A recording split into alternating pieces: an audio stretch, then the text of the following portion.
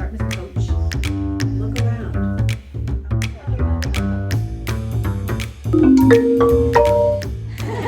Okay. Hi, everyone. I'm Tracy, and I'm the library director here at the Hartland Public Library. Please silence your cell phones. I really want to just thank everybody for coming here tonight and supporting Hartland Community Arts and public libraries right now, especially right now. Yes. I also just want to for you to notice the emergency exits. There's a door right there. It's an outward-facing door. This one is an outward-facing door as well. You can come out you can leave this way if there's suddenly a fire here. The bathroom is right behind you. We have water, coffee, tea, and some treats over here. There's gluten-free brownies in case anybody's gluten intolerant or allergic. I did want to just promote 2 poetry-related events here at the library. We have a poetry slam Friday, April 15th. It's 1:30 p.m. It's actually the Hartland Elementary School 5th graders. And I know it's like a work day and it's like, 1:30. But we encourage people to come and listen to the 5th graders and give audience to them and their words. Second of all, we have Poetry and Pizza. This is Wednesday, April 23rd from 3 to 4. Again, I guess for the retirees out there. But this is teens and tweens. And they're going to share their poetry and their work, and we're going to have pizza too. So I think it'll be really fun. And people are invited. Like, you're all invited, and you can have pizza, but you can't, you can't speak your words or your poetry. That's for the teens and the tweens. All right, without further ado, let's give it over to Hartland Community Arts. Thank you, everyone.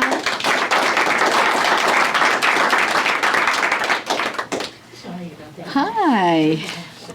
I see lots of faces here. I'm going to say a big shout out to everyone, not only in the room, but out there. We have a lot of Zoomers tonight, a lot of Zoomers, like maybe 50 or 60 or more Zoomers from all over. So this shout out is about, this is the 9th, believe it, it's the 9th annual Hartland Poetry Fest. And we're just so happy that you're here to celebrate poetry with us tonight.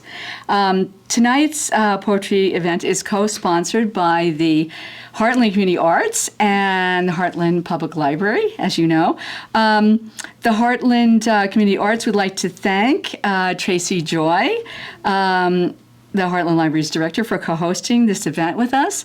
A big thank you to everyone who suggested poets, included Sherry Altman, and the rest of the HCA arts team for helping me promote this arts event. Today we gather to celebrate poetry in a variety in poetic form. I didn't pick a theme this year. I just asked poets what they were thinking about and what poetry should be saying to us today. So you will hear from 5 wonderful poets. They are, once again, representing the variety in poetic form. So I think it's going to be a real treat. Please support the arts and community events like this one by supporting your Hartland Library and HCA. Our first poet I'd like to introduce to you is Megan Buchanan. I read each poet's bio, and then they read their poetry. After everyone reads, I'm hoping that we'll have time for a few questions for the poets. Megan, let me give you a little short bio on Megan. So Megan Buchanan's poetry collection, Clothesline Religion, was nominated for the 2018 Vermont Book Award. Her writing has appeared in The Sun magazine, Itinerant, Makeshift, and many other publications, including recent anthologies. She's also a dancer, singer, and creator of collaborative performance projects, usually about nuclear waste and watersheds. Born in coastal Southern California, she lived in the mountains of northern Arizona, in the west of Ireland, and for almost 16 years in Vermont. Her most recent project, Regenerations, Reckoning with Radioactivity, was created during a residency at the Brattleboro Museum and Art Center. She currently is the director of the Learning Center at the Stratton Mountain School, where she works with inspiring elite teenage snow sport athletes with learning exceptionalities. So welcome, Megan.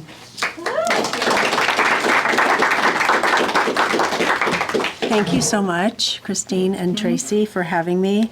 My name's Megan Buchanan, and this is so great to be here, especially right now, when all the arts budgets are getting chopped.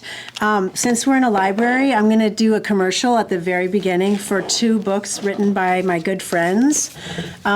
This is like the new Shel Silverstein kind of a poetry collection by my friend Matthew Burgess and a Caldecott artist Doug Salati, and it's got these incredible cutouts, Words with Wings and Magic Things. It's like brand new, gorgeous poetry collection for people of all ages. It's just wonderful. And this is James Cruz, who lives in Shaftesbury. He wrote this, Love is for All of Us, Poems of Tenderness and Belonging from the LGBT Community and Friends. And this is an anthology about, all different kinds of emotional things and beautiful. Every single poem in here I've read is like a total knockout. So I actually married James and his husband some years ago. So anyway, I just wanted to like bring those into this library. And okay. That's my commercial. So I'm going to read Irish poems about Ireland because what I'm thinking about right now is like, where can we go? Ireland's looking really good. But I'm really grateful to be here in Vermont. So I'll probably read like 4 poems. And this is my my little collection, Clothesline Religion. And I'm working on my second one now. It's almost finished, and it's going to be called That Away.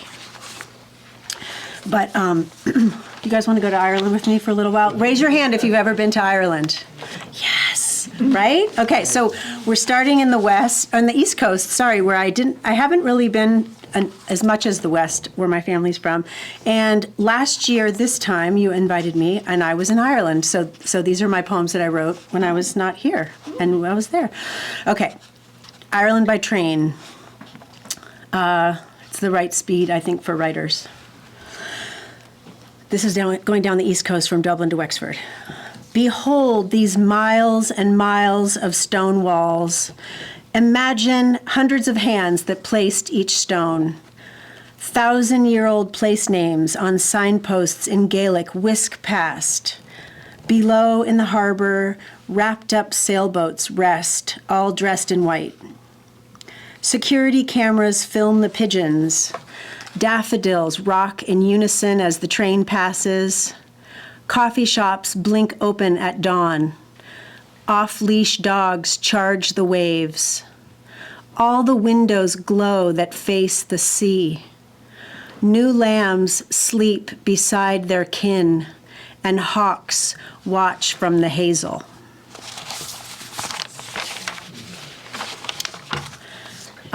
This next one's called Indigeneity.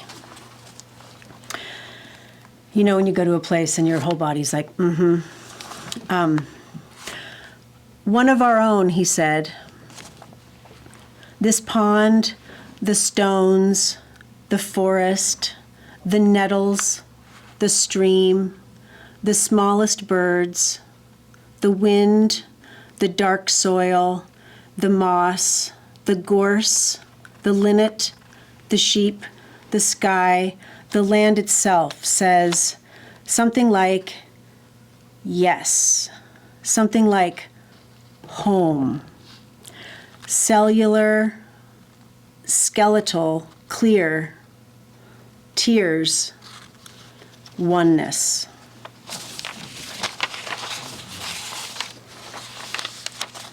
Okay, here's a story about my mom.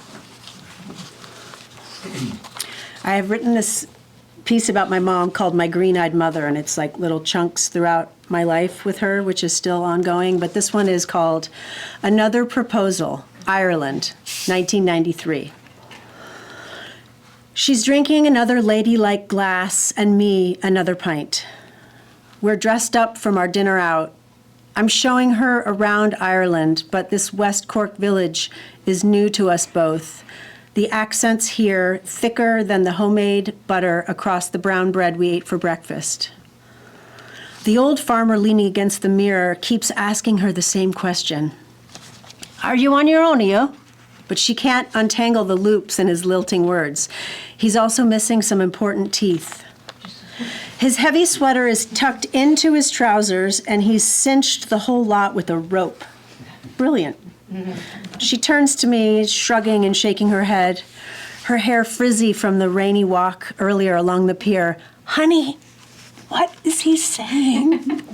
I can't understand him at all. She's laughing and she cares, but she doesn't. And later when the music starts and I'm dancing the Claire Lancer set, I see her smiling beside the farmer, her hand on his arm. She looks like a glamorous nun with her white teeth, giving him her full, benevolent attention. After last call, we're all quite drunk, and the farmer asks us for a ride home. His bicycle has a puncture, he says. She can't drive a stick with the left hand, so I've been driving, and we bump along down the back road with grass in the center of it and on through a gate to the farmer's whitewashed house. He tells us to hang on, and he staggers over to the hedge, and falling halfway into the grass, he pulls a fist-sized yellow rose off a bush and brings it over to her side of the car. Would you marry me, he says, kneeling in the mud. He says her name the Irish way, Kathleen. She's choking down laughter, looking at me in horror, tears rolling down her face. She leans over to hug me, hiding her face in my neck, and accidentally presses her elbow down onto the car horn. Shh, quiet.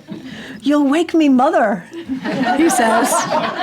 That's it. He's like 60. Anyway, he's great. He went for it, you know? Okay.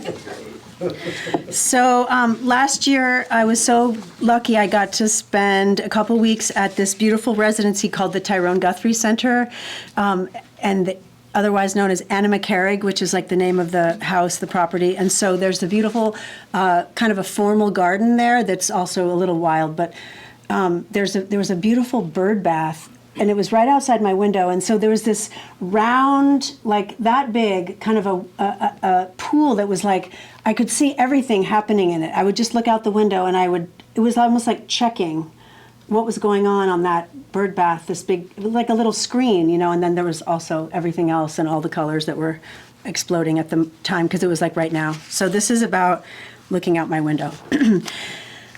Last one. Okay, Anna McCarrig Garden. All of April's greens shout up at me through my second floor windows.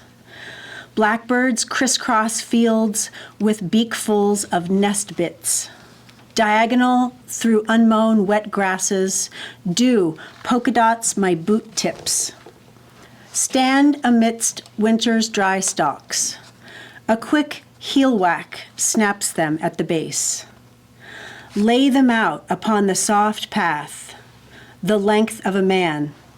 A long bundle in the labyrinth, thistle heads picked clean by songbirds. Look around. A pallet full of mosses, delphinium, daffodil, high hedges of bay laurel. Here, a stone basin, a brimming bird bath.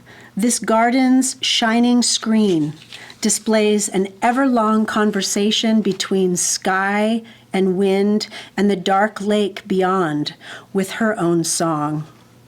Storm cloud, rain shower, sunburst, nightfall, dawn, and on and on. Open, the stone bowl glows, holds sediment and sky, shows an ever-changing, wind-scrolling, wavering, tender truth. Thank you. Thank you.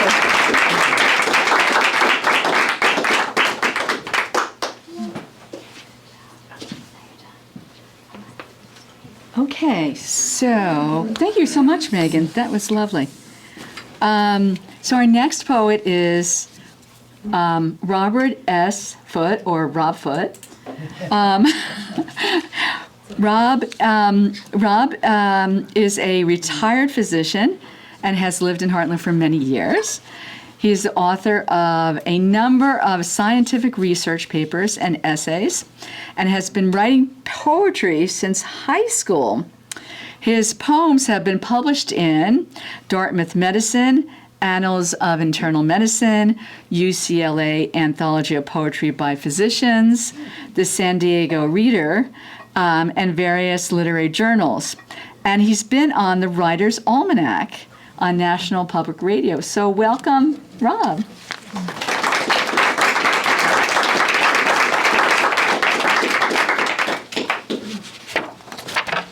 Thank you, Christine, and thank you all for coming out. And thanks to the library. Big shout out for libraries.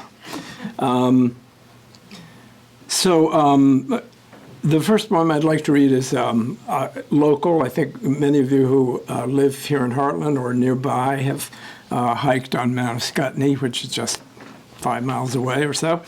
And you probably hiked the Weathersfield Trail, which leads up to the old Norcross granite quarry. And for those of you who have not done it, it was a quarry in the late 19th century. And its granite was used to build, among other many buildings in Washington, D.C., and the Columbia University Library in New York City.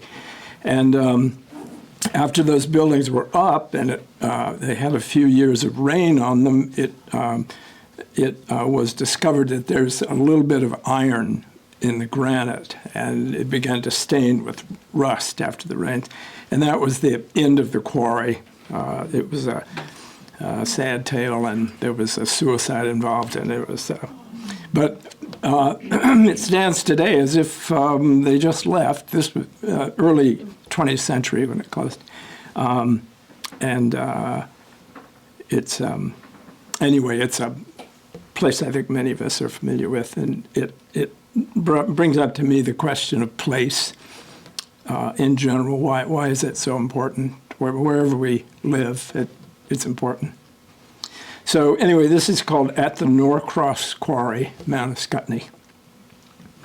It was a simple out and back, a hike just up the mountainside a mile or so, to listen to the quarried stones, as though at any moment I might hear the strike of sledge on hammer drill, the warning shout, the creak of cantilevered beam, the chuff of sweating horses struggling on the rough and rutted mountain road, a thread of doubt about the ends of things. It was, they said, the telltale trace of iron, the ochre stain that grew and grew more dark with every rain, all down the distant city's grand facades that doomed this place 100 years ago. A silent ruin now, a spike, a rail, a horseshoe spills its luck into the swale. Abandoned stones among great hemlocks grow. In the painted valley past the bluff, the angled light grows warmer as it dies. Although I know the warmth is in the eye, I do not know if I have seen enough. So what is a place? How does it give the power to be?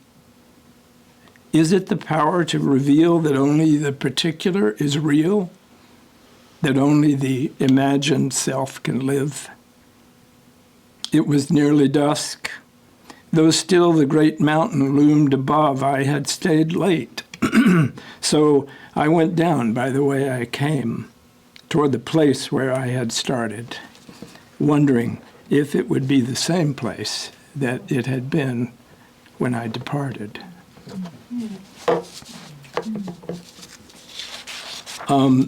Before I read the last three poems that I'll read, I'm going to ask for your indulgence by way of introduction, and at the risk of turning this gathering into a boring section of Poetry 101, I'd like to make just a couple of brief remarks about form in the arts.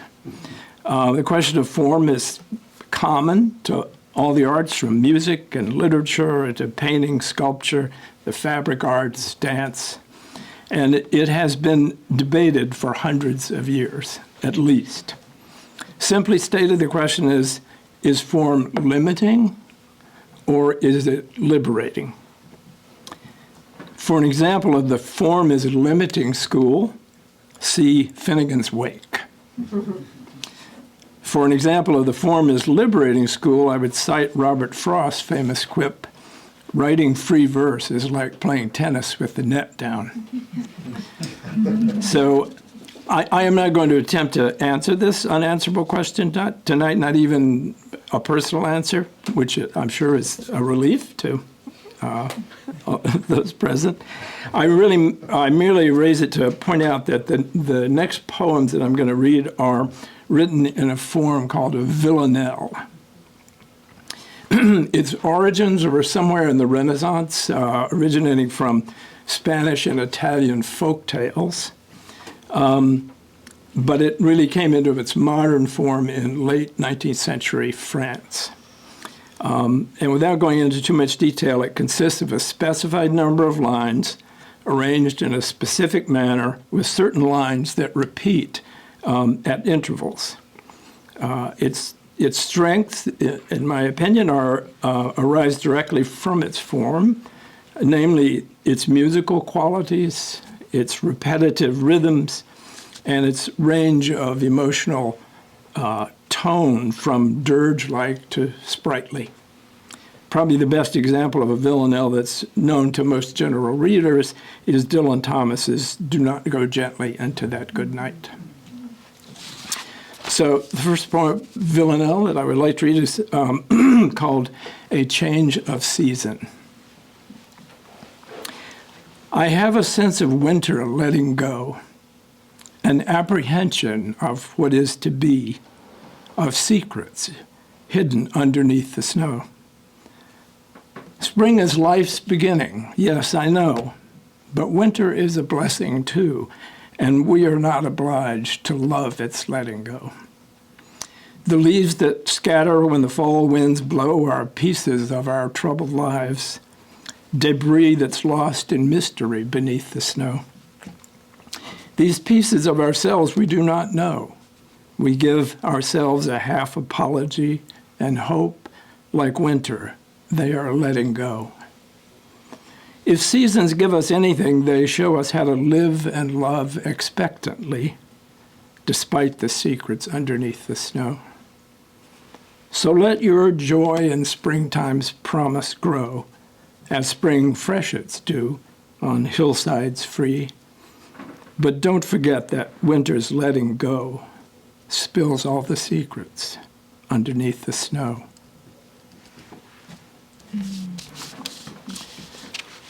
The next poem is about regret. You can't get to be very old at all. You certainly can't get to my age without having quite a folder full of regrets. And so this poem is a form of general apologia. It's called Lamentation. Heavy are the things we did not do, and those we did. We had the best intent, but circumstance was strong, and burdens grew. And some things we said, more than a few, and some that we did not. The note unsent. Heavy are the things we did not do. I thought there would be chances to undo, but time's indifferent arrow won't be bent, and circumstances strong. The burdens grew. There surely will be ways to reconstrue. Perhaps I don't recall just how it went, but many are the things I didn't do. Was it some sleight of hand no one saw through that disguised desire as fate and lent to pride the cloak of circumstance? It's true. In looking back, I always think of you and hope that your heart knew what my heart meant when you recalled the things I did not do and all the things I did that burdened you.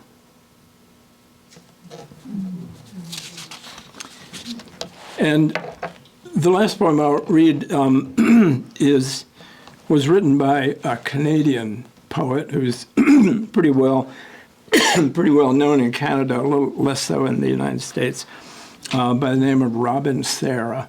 I've been an admirer of hers for many years. I recently acquired her most recent selected poems, and came across this poem, and I thought it was just very apropos for us and for the season.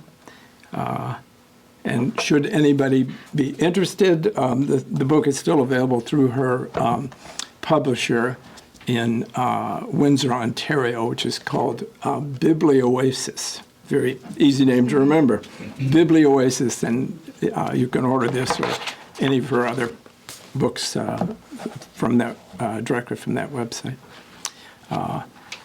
And she was gracious enough to give me permission to read this tonight.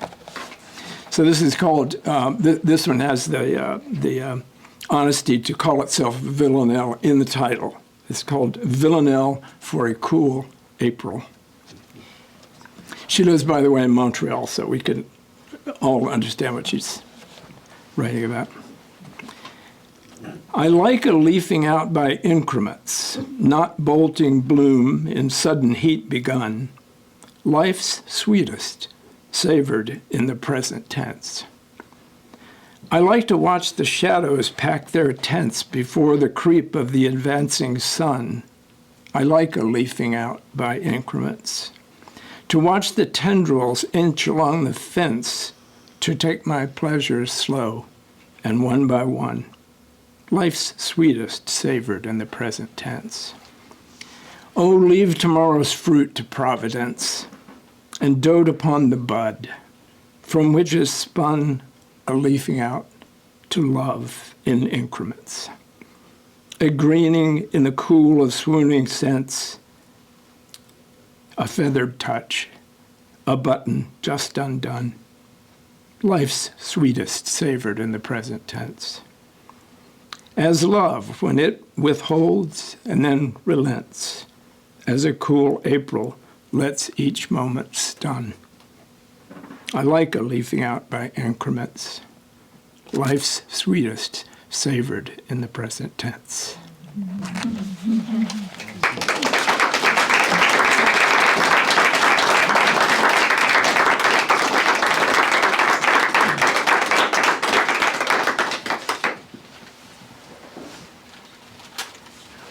Thank you, Rob. Our next poet is Laura Jean Gilloux. Gilloux, okay. Laura Jean, she, her, is a poet, musician, and singer-songwriter. Her poetry is rooted in memory and the everyday moments of her life as a mother and a Vermonter. She's a graduate student in the MFA program for writers at Warren Wilson College. Her music is best described as city folk, part farmers market, part Chelsea market. She's also a member of the good time bluegrass band Reckless Breakfast. When she's not writing or performing, Laura Jean serves as the program manager for the Literary Arts Bridge at Dartmouth College. She lives in Wilder with her husband, 2 young sons, and an extraordinary amount of board games. I'd like to know what those board games are. Thank you. Yeah.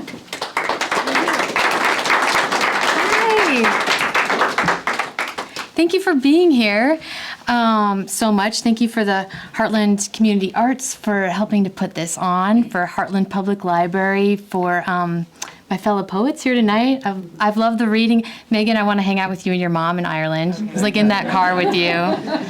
Rob, I wanted to give you a great big hug after Regrets. Just what a touching, moving villanelle that was. Can't wait to hear the rest of you. And I want to say special thanks to Jam because they are streaming this, and my parents are watching in Brookings, South Dakota. So hi, Mom and Dad. All right. So, what I'm going to be reading for you tonight is some of the poems that I've been working on in my master's thesis because I'm coming up on graduating from my MFA program in July. So shout out to all the Wallies out there. And this poem I'm going to read to you first is the opening poem of that thesis manuscript. It's called Portrait in Blue Whale Heart. Picture this. The red replica of a blue whale heart. Children sliding through aortas on a sunny afternoon.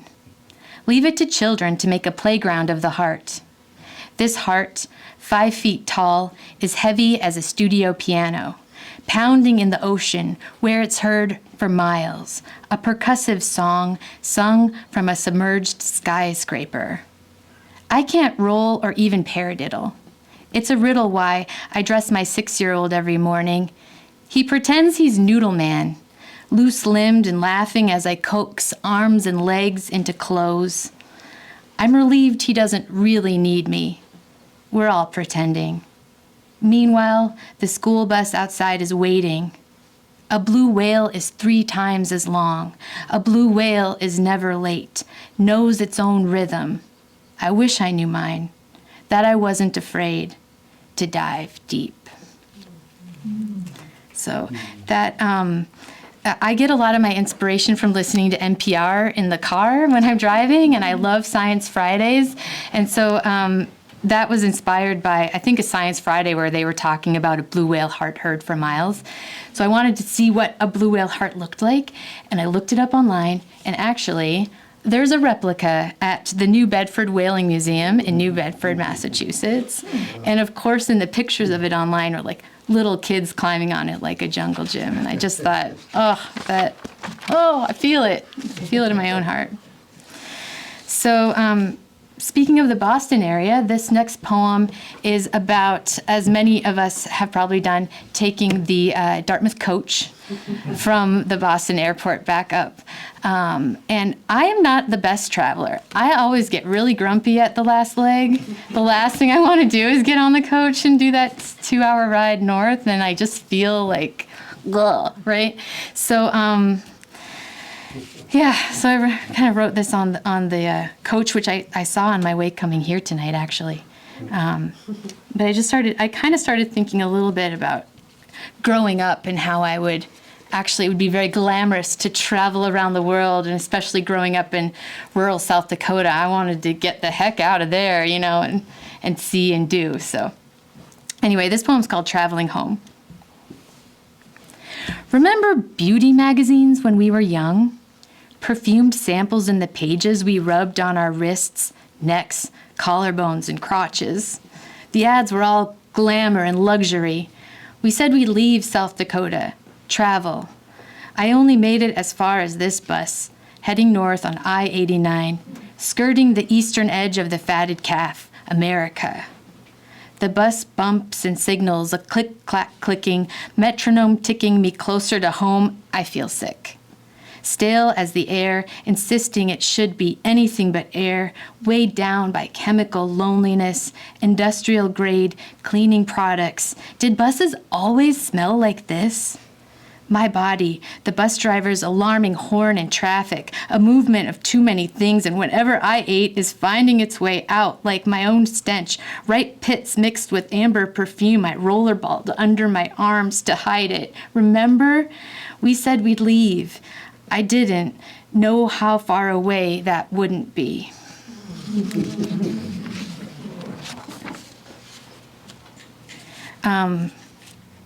So yes, I have, like Christine read in my bio, 2 little boys, Oscar and Felix, that got big laughs last year when I mentioned it because it's the odd couple.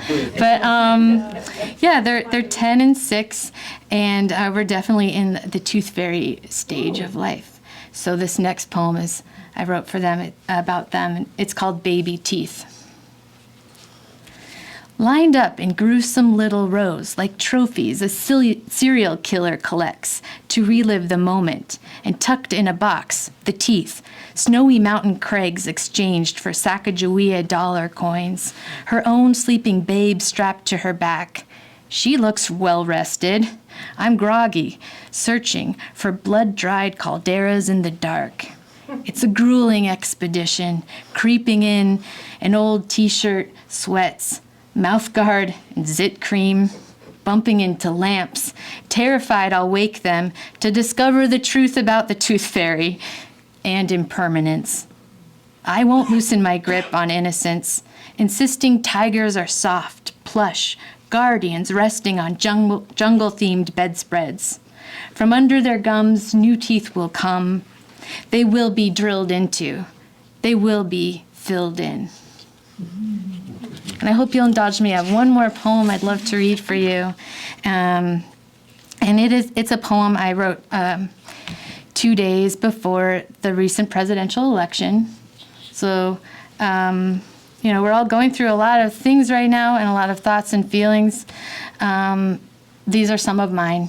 And let's just stick together. Let's just keep reading our poems, listening, writing, gathering. It's so wonderful that we've done this. I don't know why National Poetry Month is in April, but there's something about the hopefulness and the heartbreak of that month to me. The spring tiptoeing its way in and then, hiding. But thank you so much. So this is called To the Exploding Ant. In my next life, let me be an exploding ant. A minor worker flexing her gaster willingly to protect her colony from imminent threat. Let me rupture from the tip of my funiculus to my last tarsal claw and smother my enemies with deadly secretions. Let the yellow goo, the pus that resides inside me, finally ooze out, toxic and spicy, cleaving to the menace which need only resemble danger. Let me trust my anger as my natural instincts, as insects do, as the exploding ants who stick to their attackers, a permanent admonishment.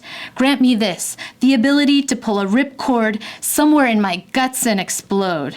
I need to know I'll have this ability in my next life to trade female Homo sapien and the legislation dictating my decision to detonate. Thank you.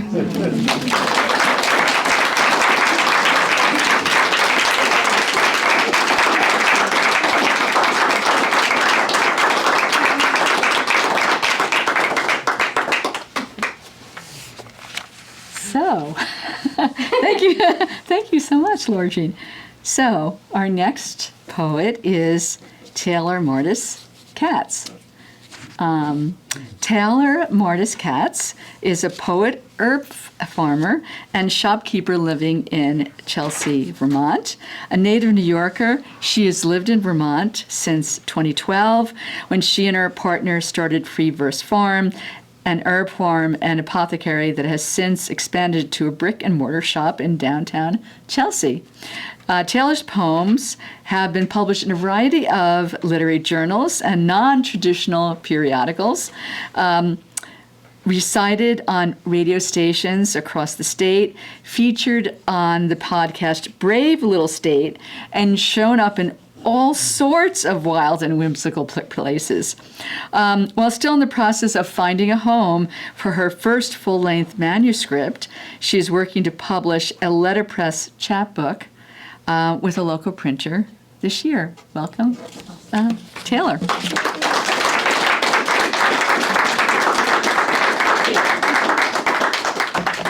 Thank you. It's such a pleasure to be here. The quote about free verse poetry, about playing tennis with no net. Yeah. So my farm is called Free Verse Farm, so we are farming with no net, which really resonates for me. So thank you for that. I brought 4 poems. The first one I think of sort of as an introduction to me. I think This was written in this past year, and I think one of the things that keeps coming into a lot of my poems recently is this question in here: what is my responsibility to keep other people alive? And what is our responsibility to each other here, and what is our responsibility to our other people across the country, across the world? So this is called A List of Truths. Every day I wake up and try to pretend to love people a normal amount instead of too hard. I don't think I'm special because I work outside, but I do think working on the land is special. I'm afraid of addiction and that the people I love will get sick or hurt. I'm afraid of the pain that I feel in my temples, in my center, when I think of people getting bombed. What is my responsibility to keep other people alive is a question I am asking myself more as I get older. At this age, I'm starting to discern who it is I should be listening to and who it is that I am. I have already been wrong more times than I will ever be right, but I can't let that freeze me into a popsicle, even when I feel like a pale, half-gnawed stick discarded on the hot summer pavement. But I'm interested in letting other people win their own competitions. I want to dance for a roaring crowd despite my lack of training. I want to make my friends laugh and sing for them. I want to say something hilarious in the presence of a serious person and watch their face crack open like a chocolate egg with a prize inside. I want to nest in winter like a chipmunk who has accounted for all her acorns and has named each one after someone she loves. Watch her speak to them in tones misunderstood by earthworms, because there are phrases so specific to her loving that only the intended ones can decipher them.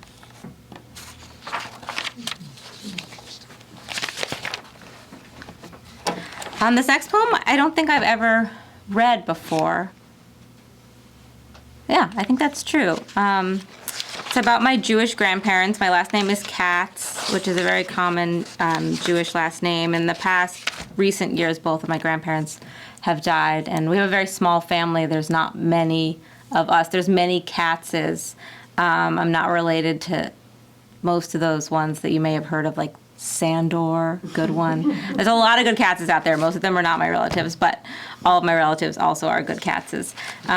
So this poem is called Burials or Feldmörsterin, and there's this ancient Jewish tradition of measuring a grave site with candle wick. And there are women who are trained to do this, and then those candles, that wick is made into candles, which are then used to burn in memory of people who died on the day of their passing. 3 Augusts ago, I measured the gravesite of my grandmother with cotton candle wick. I've yet to dip the wick in wax, watch the golden glow accumulate, consider the bees whose work we use to light us through the winter dark, through the daily dark of losing light and loved ones. I measured her gravesite in the presence of my family, gathered again at a plot we'd huddled around in winter 5 years earlier to bury my grandfather. On that day, my sister and I wore matching black turtlenecks. A uniformed man provided by the army played taps on a trumpet beneath the shade of a birch tree, permanently changing a melody of summer camp mornings into a melody of mourning. After, he handed my grandmother a folded American flag, and she held that triangle of fabric like a newborn before placing it in the spotless black trunk. Sometimes what is extinguished cannot be relit. We name our children after our dead. We do our best, even at our worst, to become people worth remembering, if only to our loved ones. I can mourn without a candle. I burn up without a witness. We try to measure our losses with wick, But string is paltry when we consider their lives, the length of our loving. The land will take the bodies gratefully, but we do not go gracefully into the world without the people responsible for our existence. So we make new people when possible. We make their recipes, new memories, a song out of what is left. Diane knew it would have been enough to have had only one of them, and for so long we had two.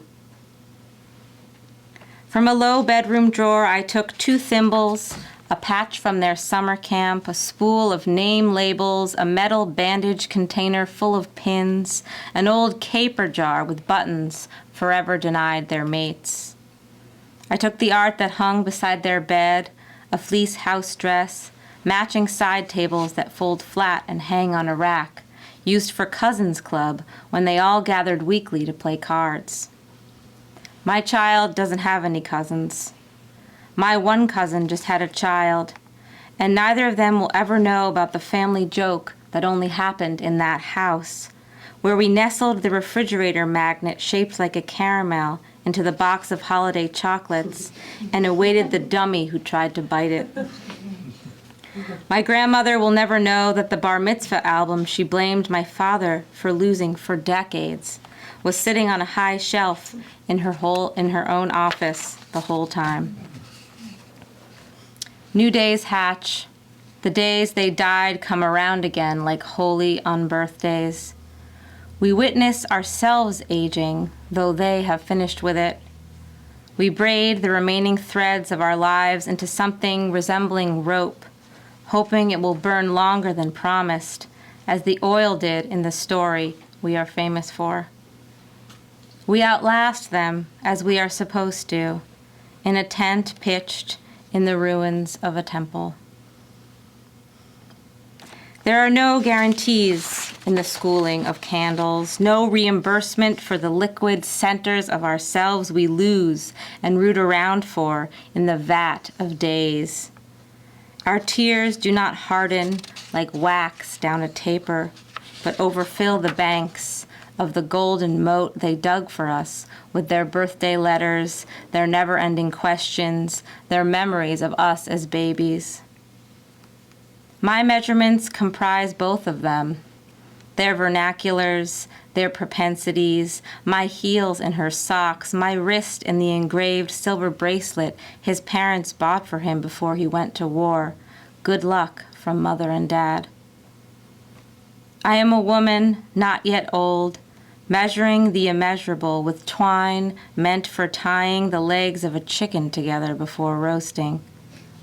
Lesser wick, not designed for this, but this lesser wick will burn. It was a long one. I'm going to read a really short poem now. You know the game 2 Truths and a Lie? Kind of a classic icebreaker now. This poem is called 2 Truths and a Lie. I loved you, you loved me, we made it through unscathed.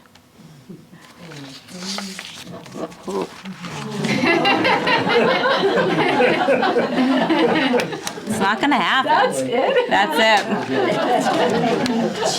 That's it. Okay. Woo! We're gonna have a little fun now. This poem's called Welcome to My Coffee Shop. This is a vision for if I had a coffee shop. I currently have a shop, like a little community grocery, like a tiny co-op over in Chelsea. I encourage you to come. The vibes are very high. The food quality is also very high. But I love hosting. I have dreams of hosting all of everyone everywhere. So this is called Welcome to My Coffee Shop. Imagine with me. Welcome to my coffee shop. We serve tiny coffees at reasonable prices 7 days a week. Folks having a good hair day get 5% off, no questions asked. Folks having a bad hair day get 10% off. Folks with no hair get a homemade hat, but must pay full price for coffee. Folks with kids get a can of cold brew for later, and kids get free herbal tea with honey and a lid secured so tightly it cannot be removed by man or beast. Of course, all our cups are compostable. Just toss them in the green bin by the door, and they'll turn into soil for the tea garden out front, which is filled, of course, with fairy houses and a rotation of weatherproof book recommendations by women, both known and unknown to you. Matcha will also be available, as well as our house blend trail mix, which contains the scientifically proven perfect number of chocolate chips per handful. At night, the coffee shop turns into a wine spot where it's BYO cheese and kombucha. Every glass of wine comes with a nosegay of violets, and every violet has a ladybug inside it, which you are invited to name and care for while you wait for your friend to return from the bathroom, because the vibes are so high in here that you feel no need to be electronically elsewhere inside your phone. And do not fret. This coffee shop wine spot is only a half a mile from your house. So at the end of the night, your friends can walk you all the way to your hilltop home, which saves on gas and makes your ass look amazing. Because safety is caring and caring is cute. And coffee is an outlook and wine is a wonder.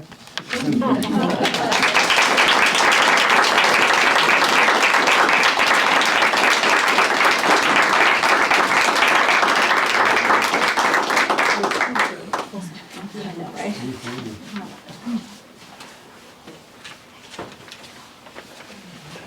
So, Arthur, you're next. Okay. Arthur Lipner. Arthur Lipner is a prolific artist whose world has no creative boundaries.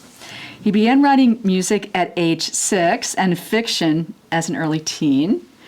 Vibes and Verse, a collection of poems and short stories, published several months ago, is Arthur's first literary work amongst numerous popular music educational books. With some pieces resembling the beat poet tradition, Arthur shares his observations and road stories as a veteran touring and recording musician. Over 100 Lipner compositions have been released. His 80-plus overseas tours include Brazil, 18, and Asia, 5. Author's 39th European tour was in 2024. Welcome, Arthur Lipner. First poem is called An Acoustic Day, and it's actually a product of some of the quiet and solitude I had last summer when I was finishing putting all these pieces together. And it's something I hope you can connect with. Acoustic Day.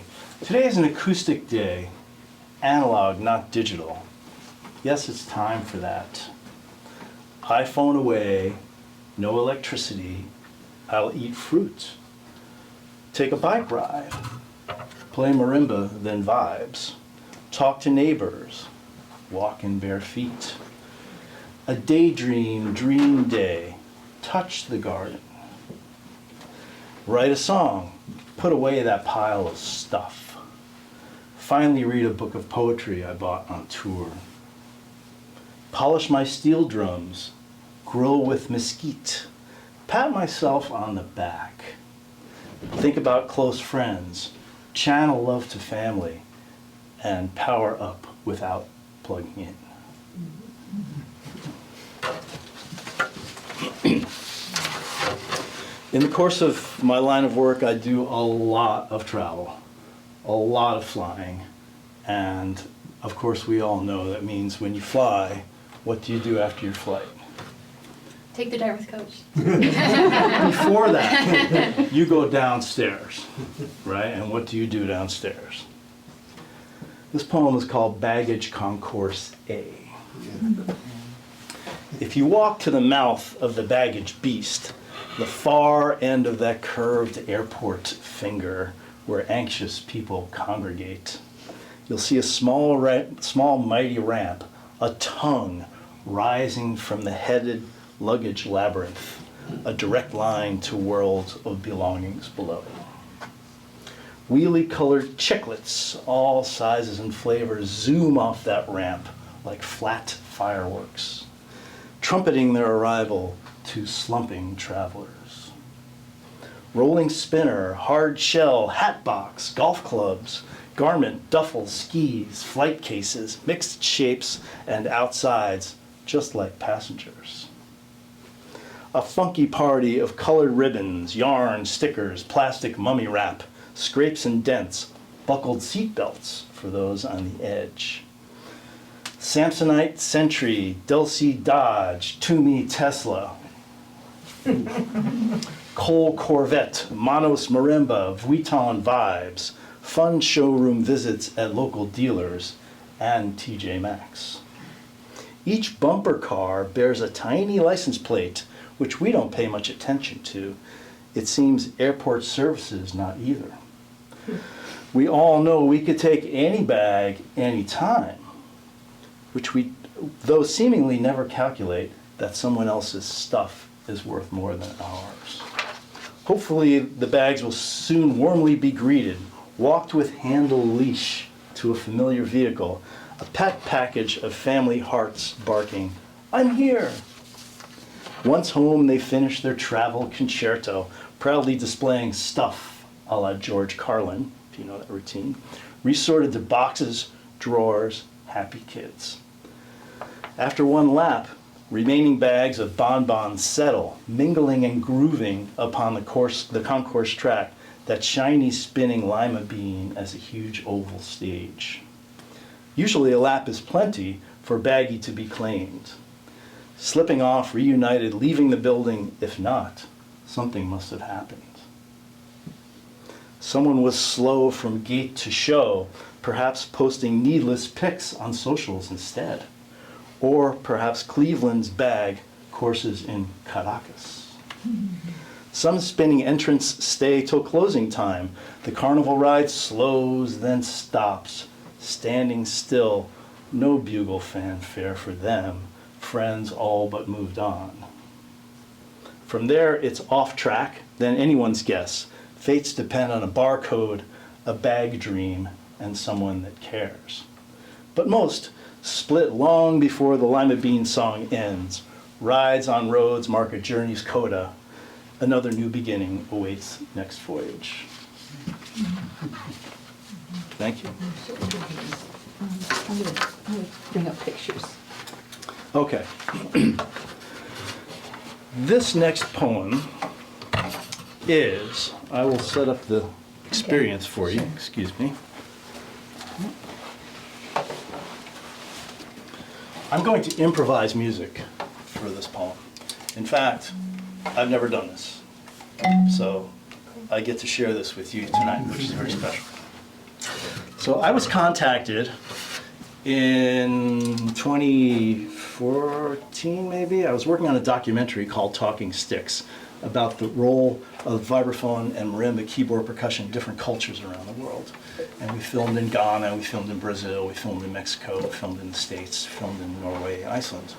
And I was contacted about going over to Iceland to make an ice instrument on the first full moon of the year at this ice festival and then play it. That was the gig. So here's the poem, which is a story about that. And in the book, which I wrote over here, and reach, this is, Rach got it. It's my book, Vibes in Verse, and the book contains this poem as a trilogy, another poem that I wrote as well about the experience in Ghana and in Iceland, where a gentleman made marimbas out of stone. Okay. It's midsummer, parka packed. I arrive at the warehouse freezer. A first time with ice cubes, which aren't round, square, or minty clovers. Researched and brainstormed, now it's a pre-production day, the first drip in a personal journey to heights unforeseen.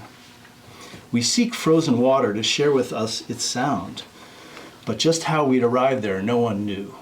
Drawings of experimental depths, liquid volume, mass, width, unknown correlations to decibels, frequency, sustain, and sound color.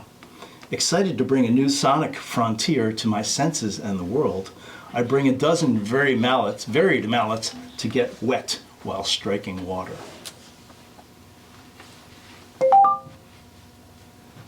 Months later, on the weekend of the year's first full moon, we fly to Oslo, rent a van, pick up production gear, and head west. What will happen? Will it all work? What music and how? Risks are clear as rewards, which began that summer warehouse day. Norwegian fjords, infinite dusk shades of chilly white and gray. We lodge, laugh, and wonder about yet another crazy Arthur idea. Ice blocks will be provided at the site in the morning to get started. Ice blocks were not provided at the site in the morning to get started. Instead, we need to hunt them, then harvest ourselves. Gear in tow, we head straight up one of the many high peaks.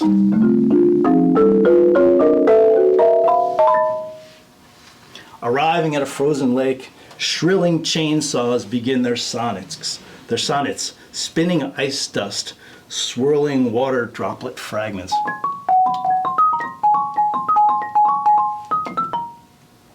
Massive ice rectangles pulled from a frozen lake by strong men, hoisting them upon motor sleds, safely wrapped in local deerskin. Our triumphant ride down the mountain hours later than planned. Water surrounds my every view, my cargo, my sweat, and fuels me. Arriving at the site, we set up our workspace.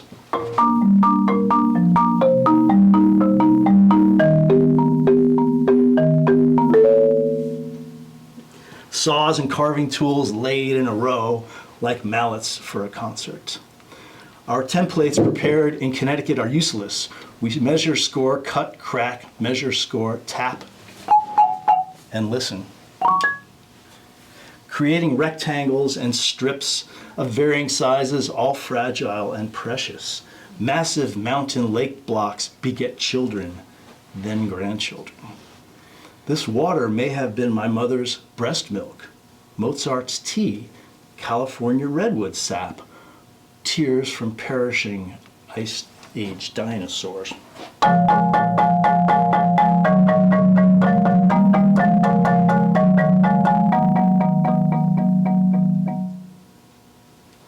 In an igloo, we interview mastermind Terje Isungset.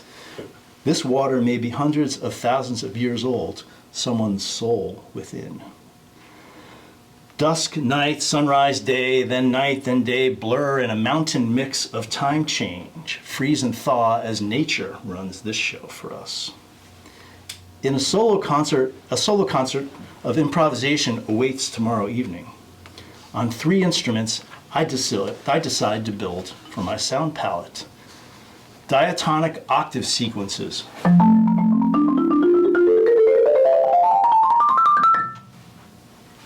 The largest bars we could build in a Middle Eastern sounding tone row.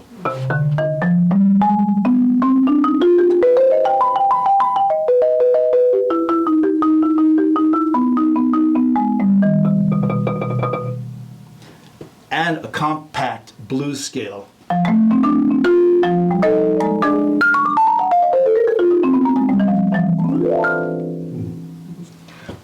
Midday sun melts some bars, raising the pitches, sending tonal schemes awry, and finished bars to the scrap pile. Film crew capturing hours of footage adds to the excitement, highs and lows of intrigue and emotion.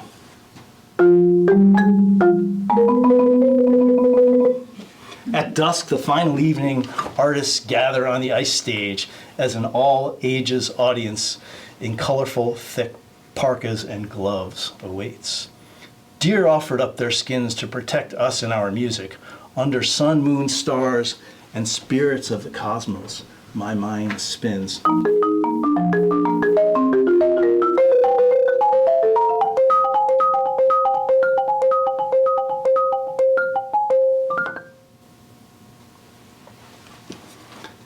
How exactly, ice sounds never to be heard again, each note and each instrument changing each minute.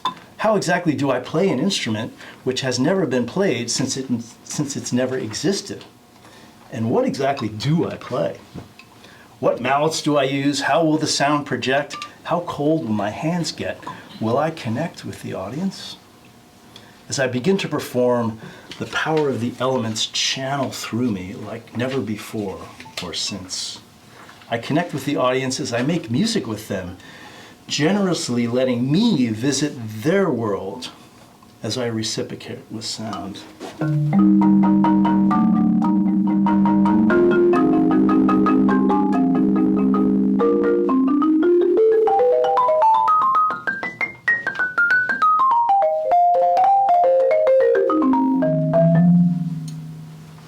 Improvising melodies, I riff, groove, jam, cracking a bar.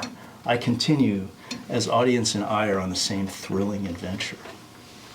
As I finish, I'll never forget the appreciation, glorious applause muted by gloved hands of all sizes.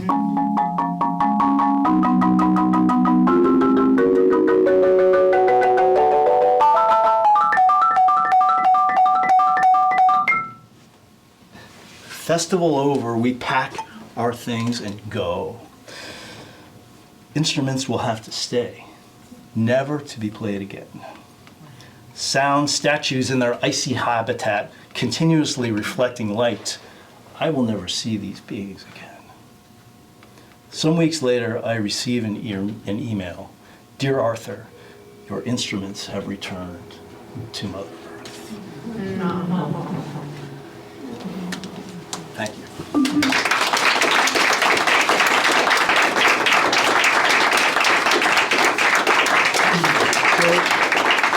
I have one more piece for you, and this was kind of fun. As I was looking through all the poetry I'd written since I was a kid, I realized that a lot of it ended up as music on my albums or for other people. So I thought, these are lyrics, but they're poems. So let's give them the media that they deserve. So this is a piece I wrote called City Soca. Soca is a word that means the combination of soul and calypso, and it's most common in the Caribbean. I play a lot of steel drums. I began playing steel pans in the mid-'80s. And this piece was on one of my earlier albums called Arthur Lipner and the Any Language Band, and it was sung by a friend of mine from Trinidad. And we were originally going to play the track, and I was going to play along, but I thought, I'll just play marimba and say the poem. I'm not a vocalist. My mom was. She had perfect pitch, but I hope you enjoy it. I'm going to put the Put words, the words on up. the screen so you can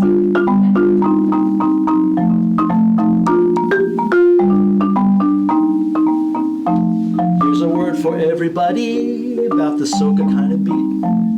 It comes from Trinidad, where mango grow juicy and sweet. Soca de party rage for anybody age. Many agree make you move your body. Now the steel drum come from Trinity. It's a most beautiful sound. Yes, it started out as oil cans that's out right on the ground. So get to check out the pan and watch closely the man, for you will see that it is certainly crazy. Steel band will move you, steel band will groove you, with the calypso and with soca music too. Sure, I dig jazz and some funk and R&B, but if you ask me for the truth, yes, I will tell you, nothing compares to the feeling. Lift my spirits high and send me reeling. So the city soca happens when I'm walking down the street, and the city soca hits me when I've got some friends to meet. The island feel is right, whether it's day or night, winter or spring, I always check out soca thing.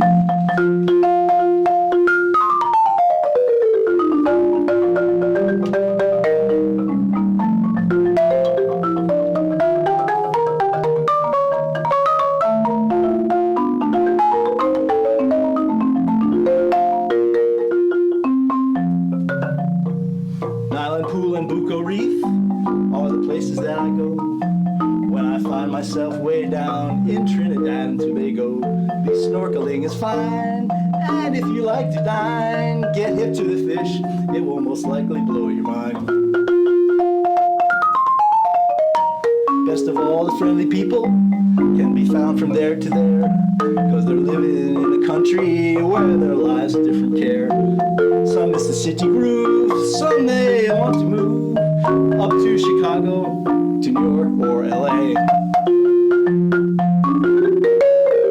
Steel band will groove you, steel band will groove you with the calypso and with soca music too. Soca too, sure I dig jazz and some funk and R&B, but if you ask me for the truth, yes I will tell you, nothing compares to the feeling. Lift my spirits high and send me reeling, let the city soca happen when you're walking down the street. Let the city soca hit you when you've got some friends to meet. The island feels right, whether it's day or night, winter or spring, make sure you check out Soca Ting.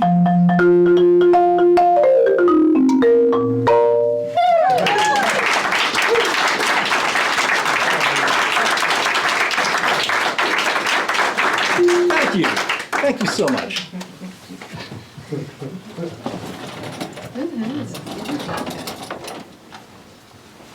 Okay. So now it's time.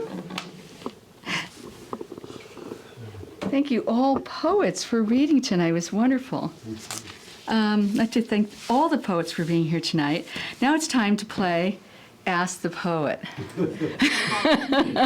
So, you can come up individually if you would like. And the questions that I have on my mind are, how did you get started writing poetry? When did you first started writing poetry? And what is your process for writing poetry? So, Megan. I mean, I'm totally in that other land. Yeah, I know. So, short answer, my brain poetry works for my brain. And the way that you can jump around with images and metaphors, that's just how I didn't try to write poems. I just found that poetry is what my brain is doing. Right? So, and then my process is making time for the poems that want to come out. And sometimes sometimes I climb out of bed to write them, and sometimes like Ruth Stone used to talk about what she used to run, yeah. So sometimes I catch them on the breeze, and sometimes I have to make sure I write. And then they all come out, and then I sometimes mess with them just a little bit, but my strongest poems, I don't really have to do anything with them, and they're like their own thing, and then I'm just kind of like, ooh, it's not like a really like focused thing. It's just like it's a natural thing that happens for me, and I'm so glad that that there's like a world of it, like there's community and there's like a craft that I learned how to do, but it's just how my brain works. You can call it ADHD or you can call it creativity. I don't really care. It's just like being alive.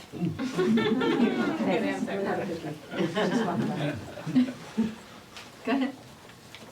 Hey guys, it's LJ. I want to jump up here and say that I was just thinking about this today, actually, because I was reading Ron Padgett's work, if you're a fan of the poet Ron Padgett. So unlike Rob and his friend, I don't have permission from Ron to read this, but I thumbed through, and it's a really quick poem that I'll share with you. It's Advice to Young Writers, and it's about like how we write poems, and I really identify it. You might know this poem, but it says, one of the things I've repeated to writing students is that they should write when they don't feel like writing. Just sit down and start. And when it doesn't go well, to press on then, to get that one thing you'd otherwise never find. What I forgot to mention was that this is just a writing technique that you could also be out mowing the lawn, where if you bring your mind to it, you'll also eventually come to something unexpected. The robin, he hunts and pecks, or watching the farm news in which a large man is referring to the greater Massachusetts area. It's all right, students, not to write. do whatever you want, as long as you find that unexpected something, and even if you don't. No, I was just like really, my heart was warm because that's my process too. It's like, so either you have to sit down and force yourself to stay with it, or you're out mowing the lawn and you notice the bird that hunts and pecks, and that it's okay if you do that, and it's also okay if you don't do that. You know, so much of poetry is just, you know, kind of what sneaks up on us, right? And I heard this fantastic Rumi, was reminded of a fantastic Rumi quote yesterday, to sell your cleverness and buy bewilderment. And that's been sticking with me too, just like the wonder in the world, but we're lucky when people can get it down on the page and share it, right? So I wanted to add that. Thank you.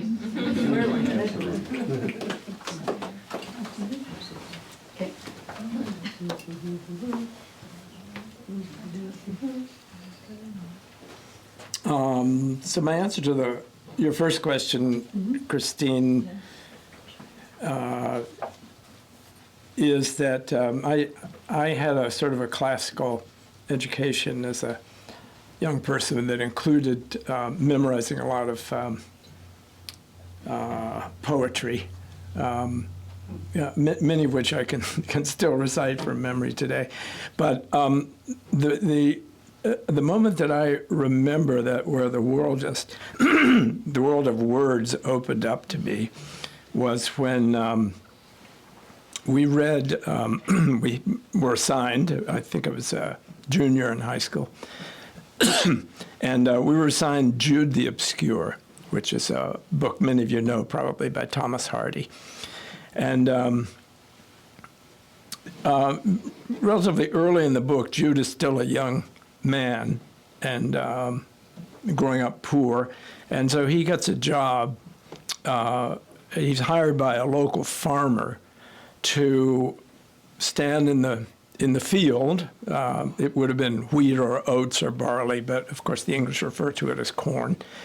And so his job is to sit at the edge of the field with a pile of rocks and throw rocks at the crows who had come to eat the corn. And so Jude starts out in the morning, and he's very dutifully doing this, and then he starts to think, well, there's so much corn here. There's only a few crows. I mean, they're not going to eat that much. And he begins to feel a little sorry for the crows that he's throwing rocks at. And so he lets them have a little, and then he occasionally throw a rock. And by the afternoon, he's sitting there. He's not throwing rocks anymore, and the crows are eating the corn. And then along comes the farmer. And he sees what's happening, picks up Jude by the scruff of the neck and beats him with his riding crop while swinging him around, shouting biblical verses at him.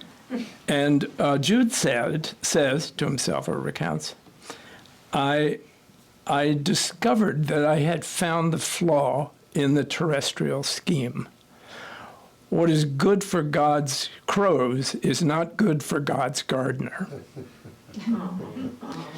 And to give you a little background, I grew up in the South in the 50s.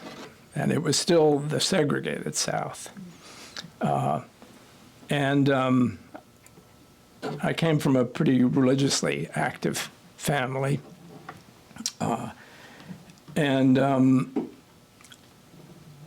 I also had a black surrogate mother who was just as much my mother as my biological mother and her mother. Those were the three women that raised me.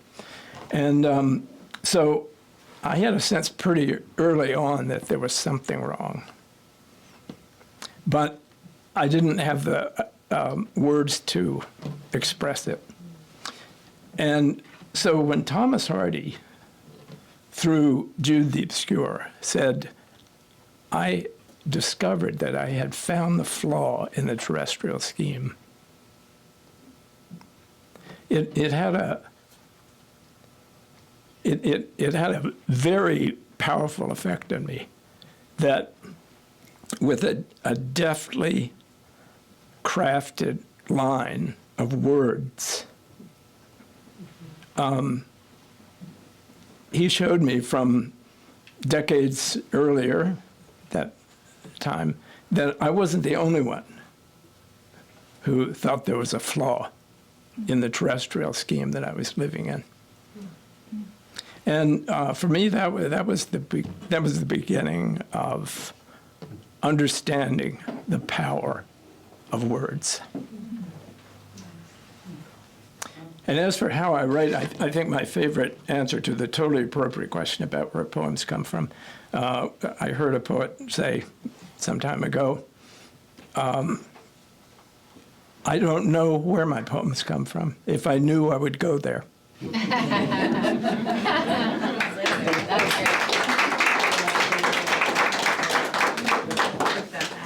Okay.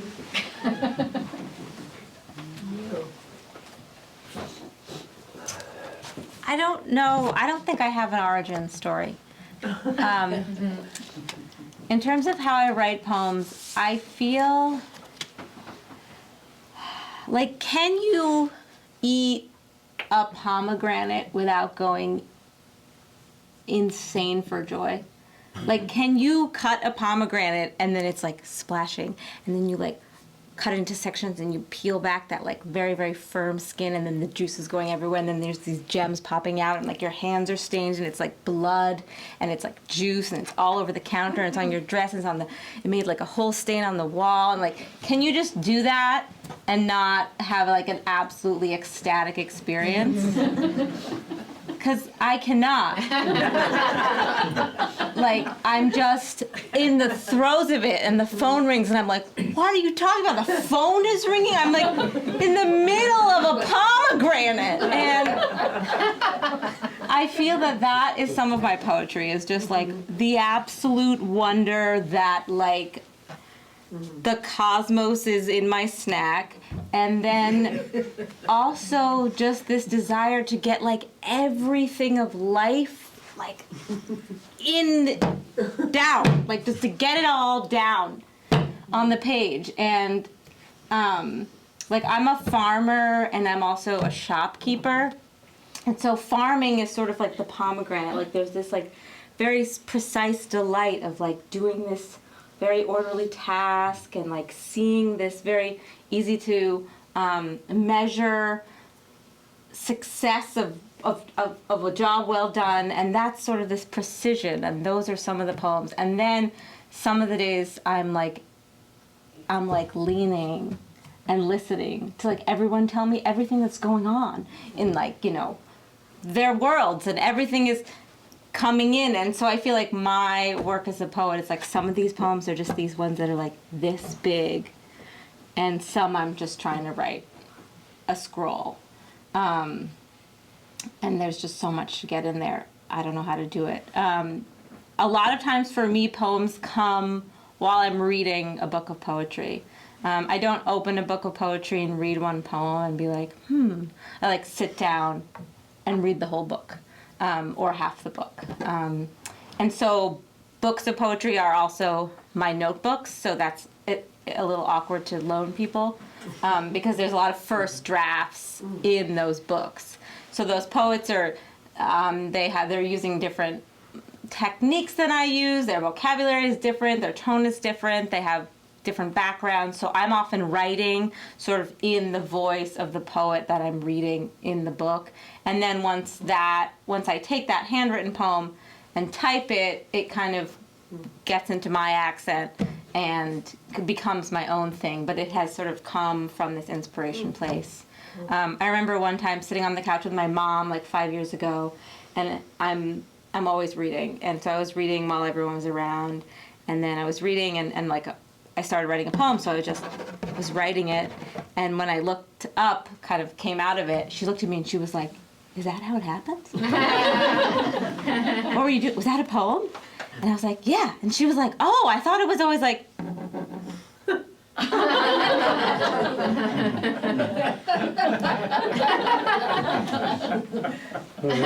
You know, and it's really just like, and then I'm like, "I need a pencil sharpener!" And then I have something, and then I kind of like brush my teeth. and go back to it another time. So that's my answer.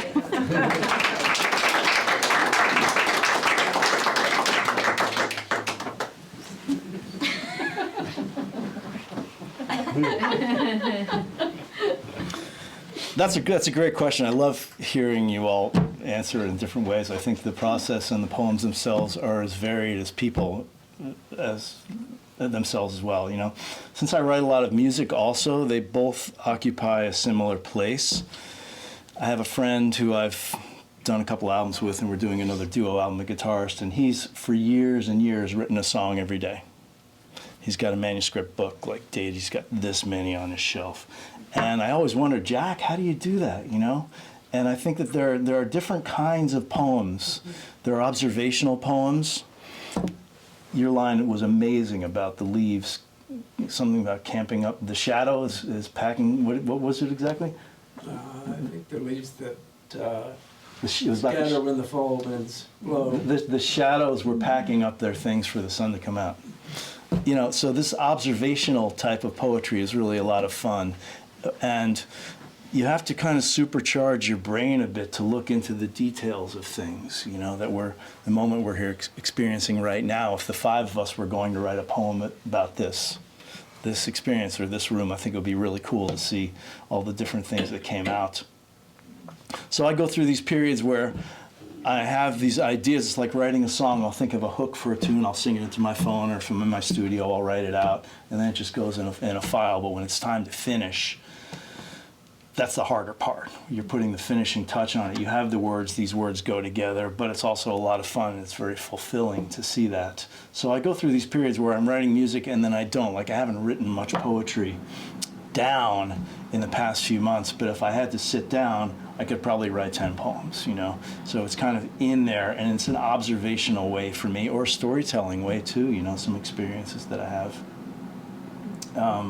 The idea of, you know, there's a point where we decide, and it's the same with music, that it's ready to share, right? It's ready for other people to experience.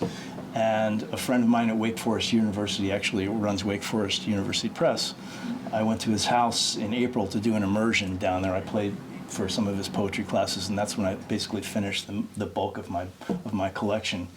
He doesn't put stuff in the computer until it's done, because he says when you write it in print, it makes it look like it's finished, which I thought was very, very cool, you know.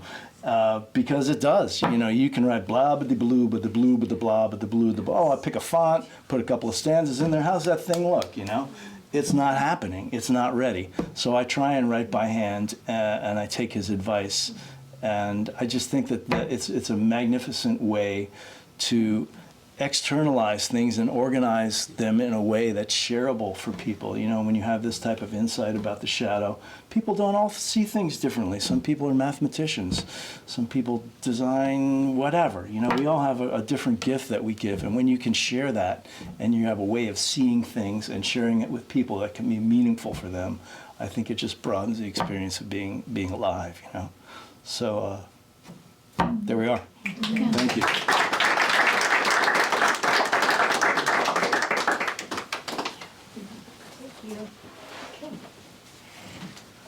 So, thank you very much. So I hope that you will support things like this that are wonderful community events, and support the library, Hartland Library, support Hartland Community Arts, and and some of the poets may have books with them, I'm not sure, and come have treats. And thank you very much.